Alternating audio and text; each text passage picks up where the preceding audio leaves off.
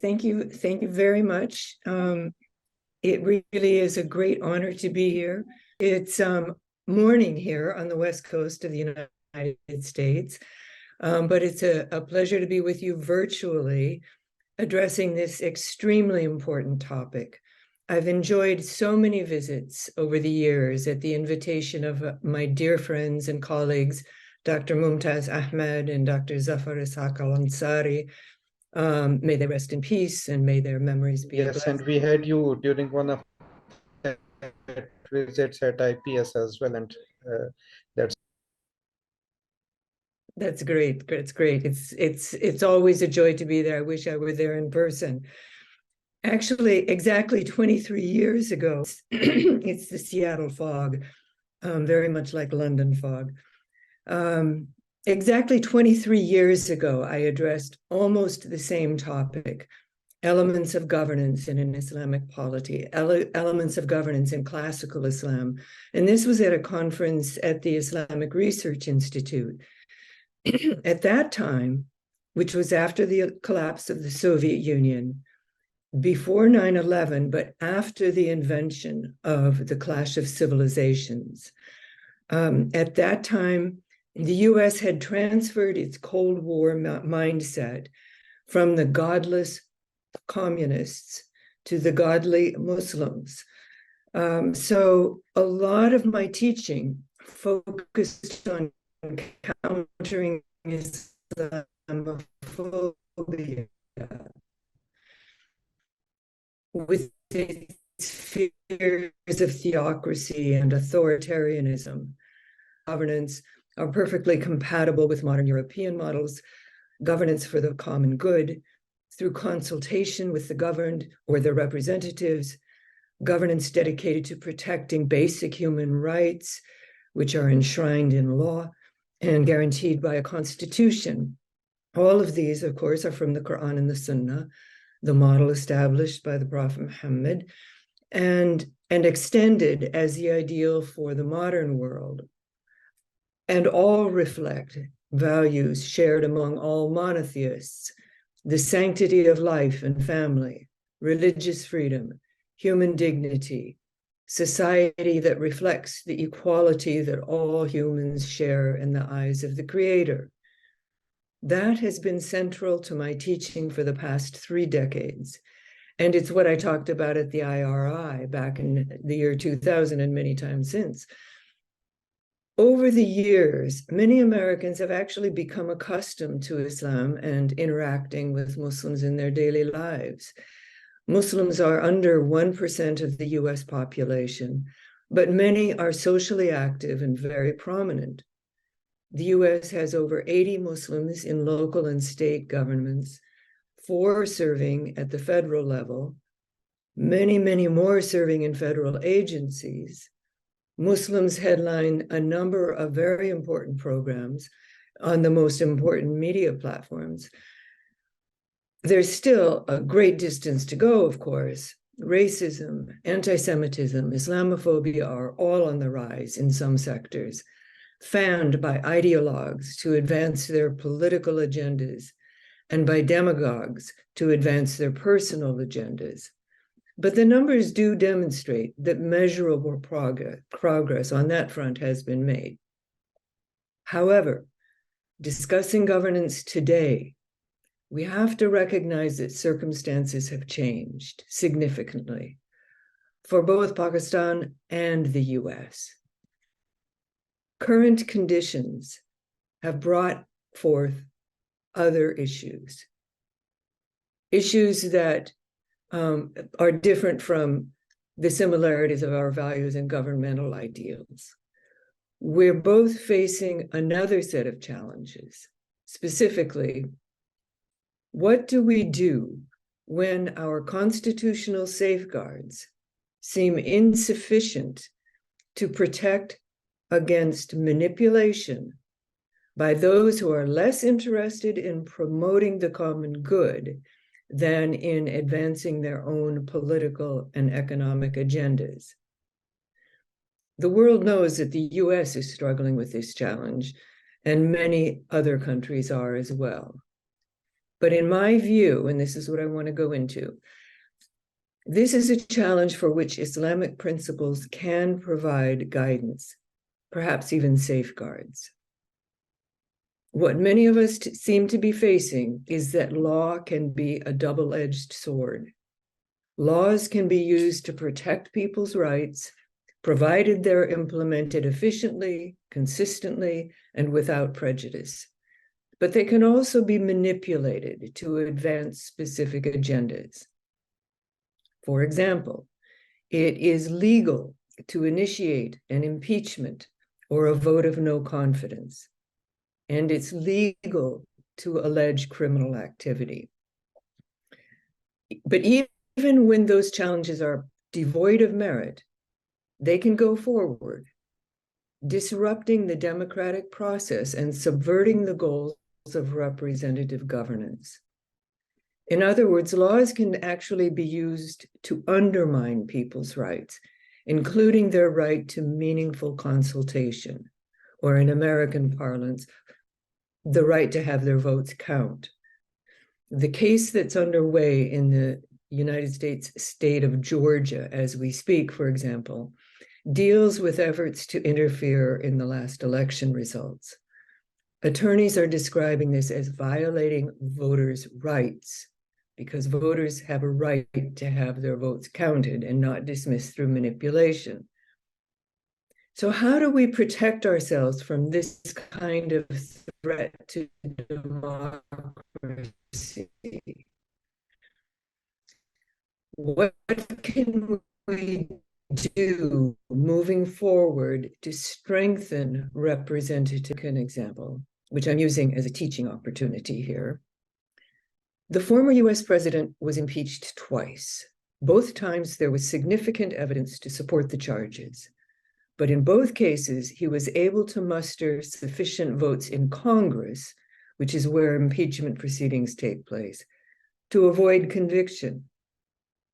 The same charges have been brought forward since he left office, this time in courts of law, which have determined that there is sufficient evidence to indict that are ongoing as we speak.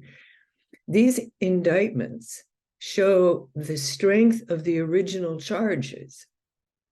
The fact that the former president avoided conviction in Congress indicates that congressional votes were cast not on the merits of the case, but on the basis of political agendas. And as we speak, the US Congress now is holding hearings trying to impeach the current president. So far, no specific charges have been brought forward, contrary to the previous case, again, indicating that, again, from a different direction, but indicating that the effort is motivated not on the merits of the case, but for political reasons. So this example illustrates the point I'm trying to make, which is that there can be secondary agendas involved in legal proceedings, secondary to the content or intent of the laws involved. So the question becomes how to discern those secondary factors, or calling them what they are, how to discern those political agendas behind the manipulation of laws that we just talked about. How can voters recognize political agendas so that they can avoid being manipulated by devious rhetoric and propaganda? That's the challenge. And it's particularly challenging given the complexity of today's geopolitics, especially when political actors' real agendas are not made manifest, when they're obscured by deceptive rhetoric. This, in my view, what I'd like to suggest today, is where the Islamic value of aql comes in, reason. The third president of the United States, Thomas Jefferson, talked about the need for an informed electorate. He said, and I'm quoting, "An educated citizenry is a vital requisite for our survival as a free people. Citizens need to understand the world around them especially the factors that directly influence their lives, so they can make decisions about them effectively, which is why Jefferson and colleagues established tax-funded public education, a pillar of democracy. And for nearly 200 years, taxpayer-funded education has been the birthright of American voters, many of them. But it was not enshrined in the country's foundational documents. And in fact, and in my view, because of the critical role of government oversight played by an educated citizenry, in the US, public education has been under sustained attack for the last 40 years. Former President Ronald Reagan in 1982 called for the dismantling of the Department of Education. Wealthy donors with vested interests in policies sympathetic to huge corporations, like the military and fossil fuel industries, established organizations to promote their interest in the halls of government, and included in those efforts were efforts to weaken public education, to weaken the power of an informed electorate. By 2017, the anti-public education campaign in the US was so effective that the newly elected president, the former president today, appointed the chairman of an organization established to end public education as the Minister of Education. Yes, he appointed someone who is opposed to public education to be in charge of public education. But the appointee was presented publicly as someone who promotes traditional family values. That's a trope, a meme in the US. The irony of this example can be lost on those who do not have sufficient education to follow the deeper issues. And this is just one example of many. Others include having oil company executives write legislation concerning environmental policies, and those with vested interest in international business, like fossil fuels and semiconductors, write foreign policy, policies that can affect their international competitors for good or evil, depending upon the interests involved, regardless of how it affects the general population or global health. I'm using these US examples to demonstrate that representative governance is not a simple issue. We could offer other examples from Pakistan showing equal complexity, including in the area of foreign interference with domestic politics. But my point is, and we can discuss that later, but my point is that effective representative governance is, in effect, government oversight. That's contemporary language for its goal. In today's high-tech and globally connected world, government oversight is a very challenging task.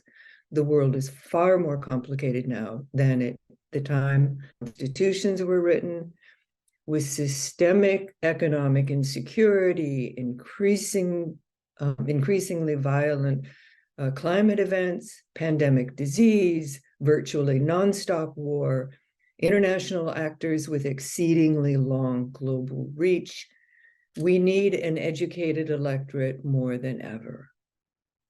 Few people have the resources to achieve expertise in any of those key areas that I just mentioned. But ideally, education trains us to recognize the hallmarks of credible explanations in areas beyond our own spheres of expertise. Lacking adequate makes people more vulnerable to easy explanations, conspiracy theories, and persuasion by people who have their own political agendas.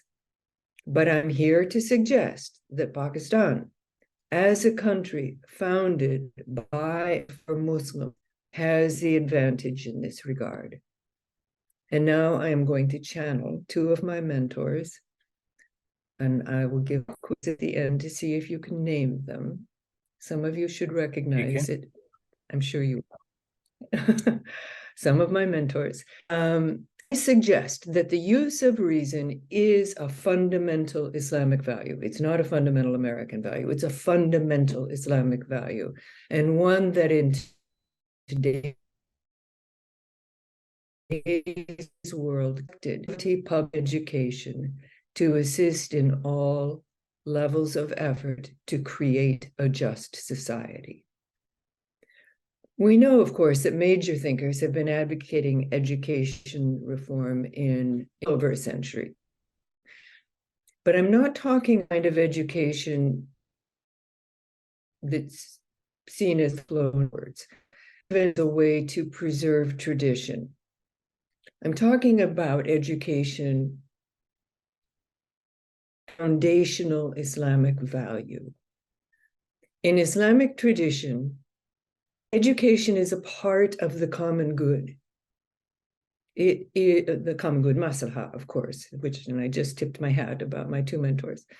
It's min al-maqasid al-sharia. It's a way to preserve one of the fundamental rights of human beings. Again, I'm tipping my hat. Religion, life, family, property, reason, all essential to human dignity.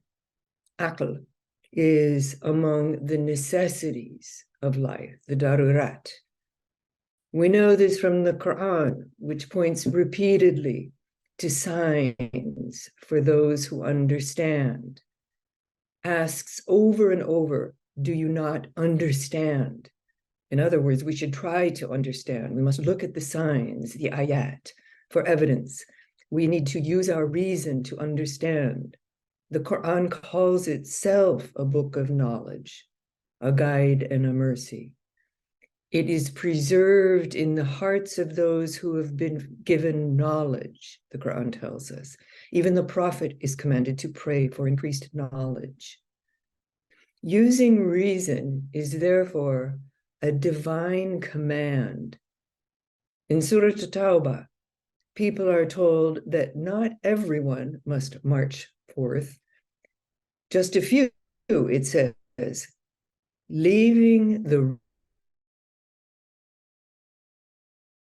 rest behind and sharing knowledge. Not everyone has to be a teacher, but enough people need involved in education that the job gets done, so that the community is prepared to navigate the complexities of life, always a challenge, but more so now in our increasingly technological and globally interconnected world. Because reason is essential for understanding divine commands, which cover all aspects of life, it is protected in Islamic law, negatively by the prohibition of intoxicating substances. But how is it preserved positively? How is reason promoted? Life, like life itself, it is protected by proper nutrition and healthcare. But beyond that, the Quran tells us the people with knowledge are obliged to share their knowledge. People without knowledge are told to ask those with knowledge. We can say that the knowledge in question is religious knowledge. Dini is the language that's often used in the Quran.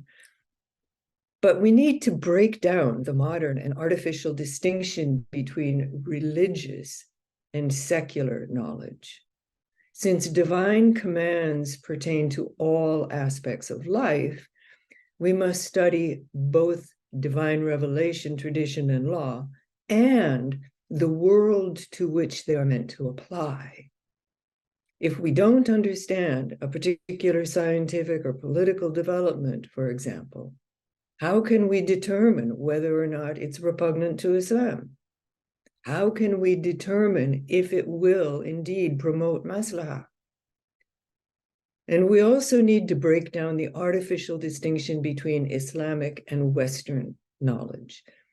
As Afghani said, knowledge is knowledge. There's no East or West about it. It's a collective human experience. Ask anyone in Silicon Valley what kind of numerals they use and where they got the algorithms to set up the machinery that we're using right now. So I want to end by extrapolating from Shatabi's well-established arguments with lessons for the challenges facing us today. As the old saying goes, the price of liberty is eternal vigilance, for power is ever stealing from the many to benefit the few. And that's really what we're up against. Never before has it been more necessary for people to be aware of the challenges they're facing, from complex agendas of domestic actors to foreign interference in domestic politics. Never before has it been more important to have an empowered electorate, people who can monitor the government. And to paraphrase Hazrat Abu Bakr, if they do well, assist them. If they err, demand correction. As cherished as our constitutional and democratic rights are, the right to vote is meaningless without adequate understanding of the options involved and effective oversight of government activities. Not enough to know what party the candidate represents. Today, we know that parties can support candidates whose public platforms have little to do with the agendas of their powerful supporters. And we also know that foreign governments interfere with our politics to sway policies to their own benefit rather than the benefit of the electorate. In the case of the US, with public education at its lowest point in modern history, large portions of the electorate are helpless against such onslaughts. I know many fine schools have been established in Pakistan, and I know some of their founders. Extremely, extremely impressive. But these are individuals taking the initiative where government has failed. I'd like to suggest, for purposes of spurring discussion, that with Sharia's profound commitment to reason and the necessity of education to promote it, that an Islamic polity has the advantage in this regard. Education is a religious obligation, and therefore, in an Islamic polity, it's a government obligation.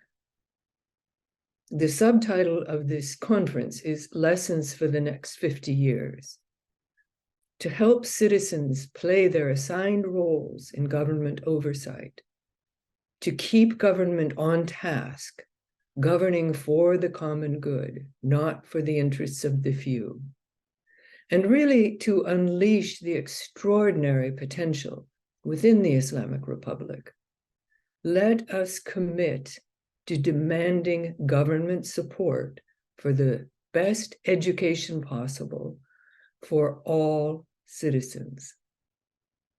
Other presenters may have other suggestions, but that's the view from America today. Thank you. Hello, Assalamu alaikum, everyone. It's always an honor and delight to have your profound insights and wisdom, Dr. Tamara, when it comes to Muslim world.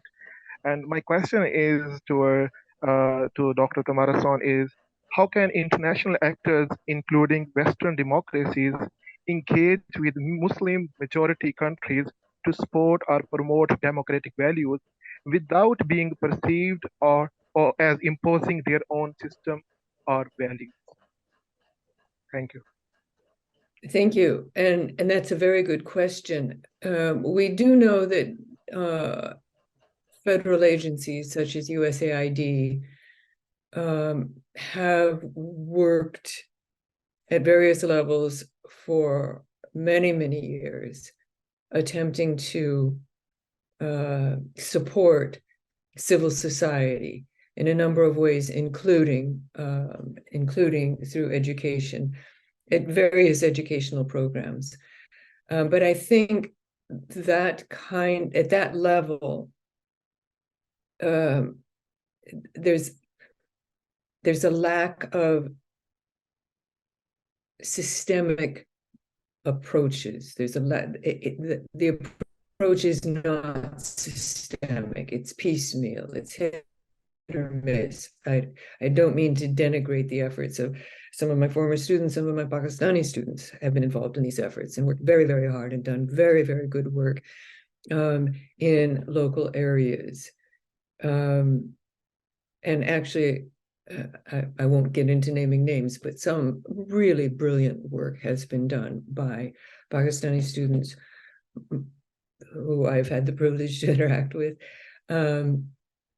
When they go back to Pakistan, or having never left Pakistan, have used what they have been privileged to learn in their educations to elevate their communities, to open schools, to assist with educational efforts at various levels.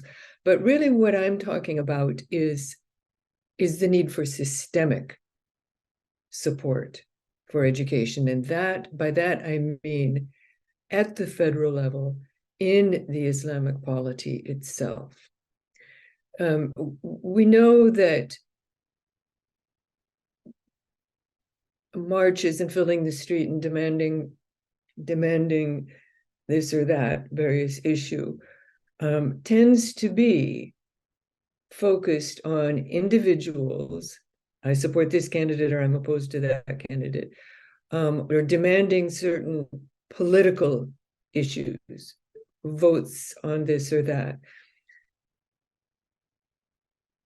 What I think, so we know historically that those kinds of efforts are always challenging to the status quo. We see it in the US, always challenging to the status quo. Empowering the masses, empowering the voters is always considered a threat to those who have the most to lose. However, what I hope to argue, and I forgot to give my pop quiz, what I hope to argue is that how can a government of a state whose state religion is Islam, from the 1973 Constitution, was Islamic Republic 1956, but in 1973 it became an Islamic, the state's official religion is Islam. How can a government of that state refuse a demand for Islamic education systemically across the board, not parceled out to the richest people in the richest schools? No offense to the rich people in the rich schools, but I mean systemically across the board, across the provinces, in the villages. No more empty buildings, no more shadow teachers. We need that kind of oversight. And I think that, and I'm putting again the impetus on Pakistanis to demand the Islamic right, the Islamic responsibility for education across the board. This isn't a political thing. This isn't a foreign policy thing. It's not even asking for economic reforms. It's asking for Islamic values to be implemented publicly. Who dares deny that?